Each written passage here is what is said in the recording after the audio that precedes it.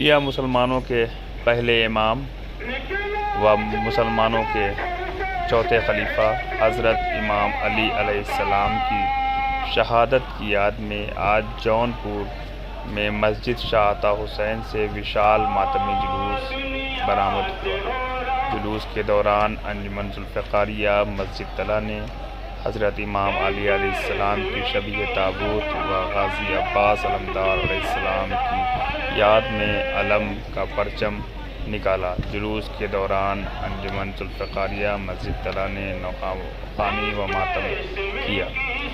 مجلس کو خطاب کرتے ہوئے شیعہ دھرم گرو مولانا سید صفدر حسین زیدی نے کہا کہ حضرت امام علی علیہ السلام نے دنیا میں عدل اور انصاف قائم کیا ہے، جس کا آج تک کہیں کوئی ثانی نہیں ملتا ہے۔ انہوں نے کہا کہ آج ہم لوگوں کو ضرورت ہے کہ مولا علی کے بتائے ہوئے راستے پر چلیں تاکہ کسی کے ساتھ ناانصافی نہ ہو۔ مجلس کے بعد جلوس برآمد ہوا۔ جلوس اپنے قدیمی راستے سے ہوتا ہوا 400 چوراہا، بولن گنج، کچہری روڈ ہوتا ہوا شاہ کا پنجہ میں جا کر جلوس ختم ہوا۔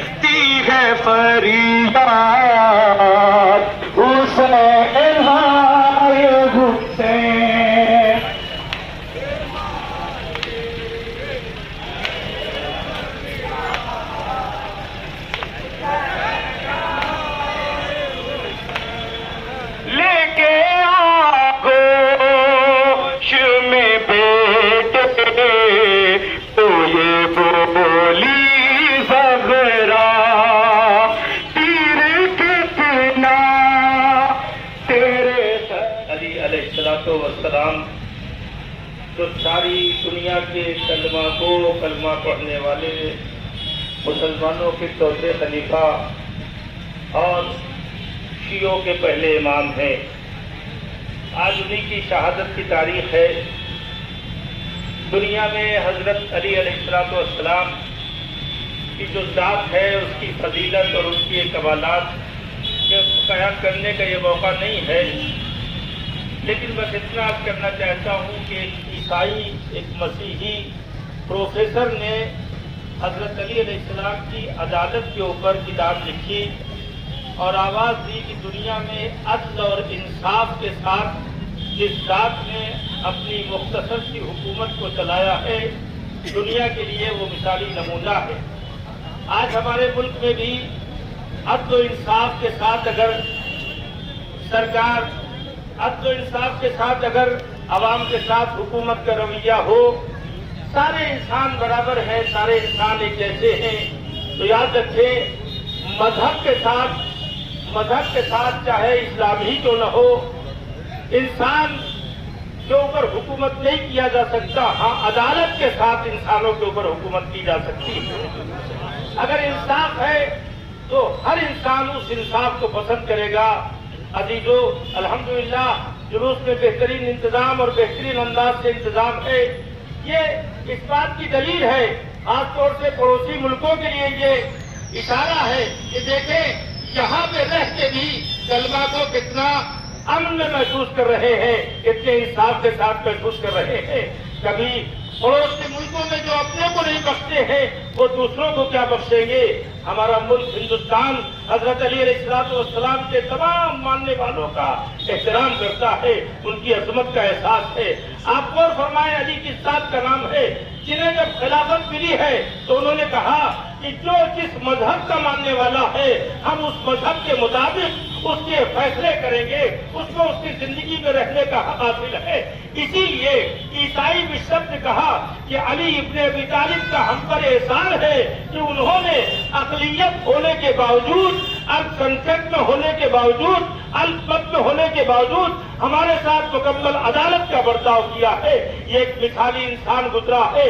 اور ایسے انسان تھے جو ہر مذہب کی مدد کرتے تھے، ہر انسان کی مدد کرتے تھے، اللہ کی عبادت ایسے کرتے تھے کہ ایک ایک رات میں 1000 مرتبہ زبان سے کہتے تھے، اے میرے اللہ تو ہی سب سے بڑا ہے، اے میرے پیدا کرنے والے تو سب سے بڑا ہے، اے میرے مالک تو سب سے بڑا ہے، اے مجھے کھلانے والے تو سب سے بڑا ہے، اے مجھے پہنانے والے تو سب سے بڑا ہے. یعنی 1000 مرتبہ رات کو یہی کہتے اس سے باتیں کیا کرتے تھے. اور مخلوق کی حکومت میں لوگوں کو اپنی حکومت میں جتنے بھی پریشان حال تھے، نوکروں سے نہیں، کسی غلام سے نہیں، کسی کارندے سے نہیں، بلکہ خود رات کو جا کر کے گھروں میں جا کے حاکم ہوتے ہوئے یتیم کے ہاں جس کے باپ کا سایہ اٹھ گیا ہو، بیوہ کے ہاں، مسکینوں کے ہاں جا کے اناج غلہ ضرورت کے سارے سامان پہنچا کر کے حاکم اور حکومت کرنے والوں کو بتایا ہے. ہمارے درمیان میں بہت سے لوگوں کو نیتا گیری کا شوق ہے. نیتا گیری کرنا آسان ہے اور عوام کے دلوں کے اوپر راج کرنا یہ بہت مشکل ہے.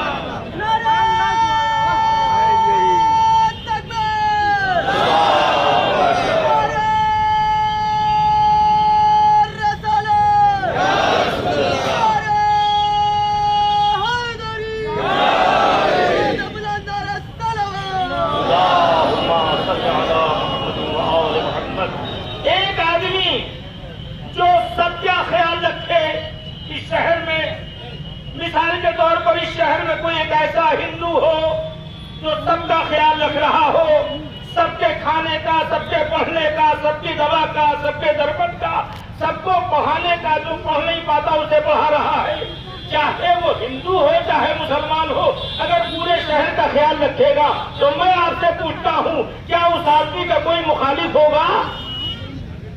کوئی مخالف ہو سکتا ہے جو سب کے لیے کھڑا ہو، جو سب کے ساتھ کھڑا ہو، جو سب کے دل کا درد کا علاج کرنا جانتا ہو، جو سب کے ہاں روٹیاں پہنچاتا ہو، جو سب کے ہاں دوائیں پہنچاتا ہو.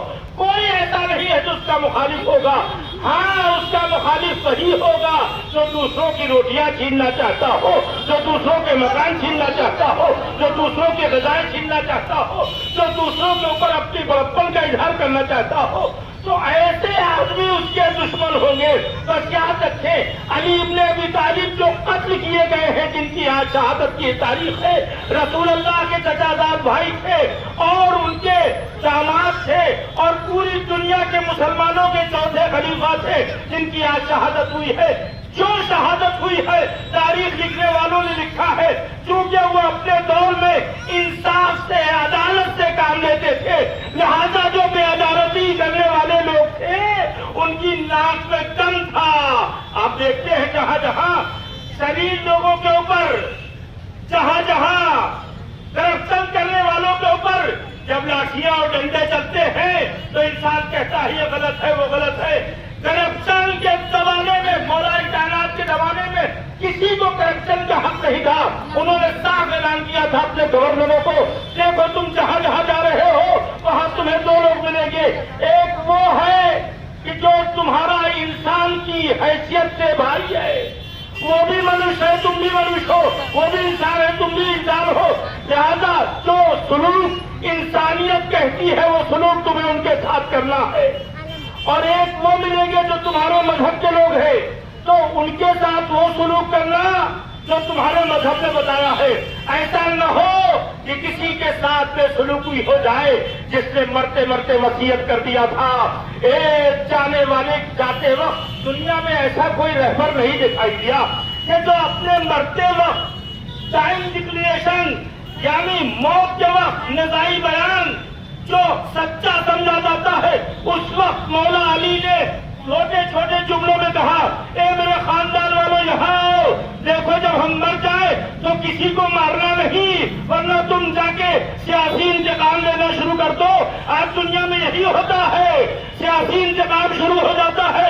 امام نے کہا دیکھو جب ہم مر جائیں تو جس نے مجھے قتل کیا ہے اسے ایک ہی بار مارنا، اس لیے کہ اس نے ایک بار جلایا ہے، اور اگر اسے معاف کر دو تو وہ اور زیادہ بہتر ہے. توجہ فرمایا آپ نے. اور اس کے بعد امام فرماتے ہیں سنو، دنیا میں وہ تمام بچے جن کے سروں پہ باپ کا سایہ نہیں ہے ان کا خیال رکھنا. ایسا نہ ہو حسن کہ تمہاری موجودگی میں وہ بے کام وہ ایسے ہو کہ جو بھوکے رہ جائیں، پیاسے رہ جائیں. دیکھو مل جل کے رہنا آپس میں. اگر تم مل جل کے اندر رہو گے تو یاد رکھنا دعا مانگو گے تو دعا قبول نہیں ہوگی. لاکھ دعا مانگتے رہیے، لاکھ مسجد میں نماز پڑھتے رہیے، سر پٹکتے رہیے، اللہ کچھ اور چاہتا ہے، ہم کچھ اور کر رہے ہیں. آپ ذرا سوچیں. بس میں نے آپ کی زحمت تمام کر دی. دیکھیے مرزا کبیر کا ایک شعر ہے، قاتل لیے تلوار، قاتل لیے تلوار، بسے پشت کھڑا ہو. سارے لوگ تمہیں کلمہ کو جو نماز پڑھتے ہیں، آسان حالات میں نماز پڑھنا بہت آسان ہے، لیکن مشکل حالات میں نماز تو صرف اسی گھرانے میں نے پڑھی ہے، چاہے کربلا کی سرزمین ہو اور چاہے کوفے کی مسجد ہو. مشکل حالات میں انہوں نے ہی نماز پڑھی ہے. مرزا کبیر فرماتے ہیں قاتل لیے تلوار، معلوم ہے یہ قاتل میرا ہے، ابھی مجھے قتل کر دے گا. قاتل لیے تلوار پسے پشت کھڑا ہے. ایسے میں یہ جان کے سچا کوئی کر ڈالے تو جانے، اتنا پتا ہو کہ قاتل پیچھے کھڑا ہے اور اس کے بعد کوئی سچے میں چلا جائے تب تو عبادت کا مرحلہ ہے. علی اس بہادر کا نام ہے، علی اس شجاع کا نام ہے، علی اس دلیر کا نام ہے جس نے سر پہ ضربت لگنے کے بعد بھی خدا کی عبادت کو نہیں چھوڑا، عبادت مکمل کی. اور اس کے بعد اس دنیا سے جب چلا گیا بچوں نے دفنا دیا اور جب دفن کر کے لوٹ رہے تھے تو اس وقت ایک کنارے کسی غریب کے رونے کی آواز سنائی دی. دونوں بچے ٹھہر گئے، اپنے باپ کا غم بھول گئے کہ ابھی ہم باپ کو دفنا کیا رہے ہیں. گئے دیکھا کون رو رہا ہے، جا کے دیکھا تو ایک اندھا ہے جو رو رہا تھا. اس سے پوچھا بھائی کیوں رو رہے ہو؟ کہا ایسا ہے آج 3 دنوں سے میں بھوکا ہوں. ایک شخص آتا تھا جو مجھے کھانا کھلاتا تھا، ایک شخص آتا تھا جو مجھے پانی پلاتا تھا، ایک شخص آتا تھا جو مجھے میری دلجوئی کرتا تھا، میرے ساتھ بیٹھ کے باتیں کرتا تھا. تو ان دونوں بھائیوں نے پوچھا یہ بتاؤ اس کا نام جانتے ہو؟ کہا ہم نے بہت کوشش کی نام جاننے کی مگر کبھی اس نے نام نہیں بتایا. کہا کیا کرو گے نام جان کر کے؟ آپ علی کے چاہنے والے رونے کے لیے کافی ہے، کیا کرو گے نام پوچھ کر کے؟ میں اتنا سمجھ لو غریب ہے جو غریب کے پاس بیٹھا ہے، ایک محتاج ہے جو ایک محتاج کے پاس بیٹھا ہے، ایک کمزور ہے جو کمزور पास बैठा है, एक भाई है जो भाई के पास बैठा है। मैं इतना सुन रहा था, उस बच्चे ने कहा, ए भाई वो मेरे वालिद थे हजरत अली इब्न अबी तालिब। आज 3 दिन हो गया उनके सर पे तालिब इब्न मुलजिम ने ज़रबत लगाई है। ए भाई, अरे हम उनका जनाजा दफन करने के हाल आ रहे हैं। वो नाबीना तड़पने लगा। भाई वो तो ऐसा रहम करने वाला था कि अपने हाथों से रोटियां तोड़ के हमें अपने हाथों से लुकमे बना के खिलाता था। अरे मुझे उसकी कब्र पे ले चलो। अदाकारों, वो नाबीना गया, अरे कब्र पे सर पटक दिया। ए चाहने वाले, जब तू इस दुनिया में नहीं है तो इस दुनिया पे खाक है। चाहने वाले अली को लेके मस्जिद से चले, घर की जानिब बढ़ रहे थे सिसकियां लेते हुए। पूरे कूफे के मुसलमान साथ थे हसनैन के। पूरे कूफे के मुसलमान साथ थे हसनैन के। पूरे कूफे के मुसलमान साथ थे हसनैन के। कह रहे थे लोग की आपस में ये कैसे हुआ। मस्जिद आसमां से आके ये बरखा कूफा से अपने सर को टकराने लगे। मोमिनों में हर तरफ होने लगी आहो बुका।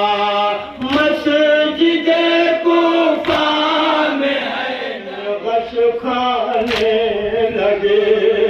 आसमां से सब बसब सारे मलक आने लगे। पासे अपने सर को टकराने लगे। मस्जिद से धो रहे हैं अपने चेहरे को हुसैन। आतिफ़े गैबी की गूंजी जब ये कूफे में सदा।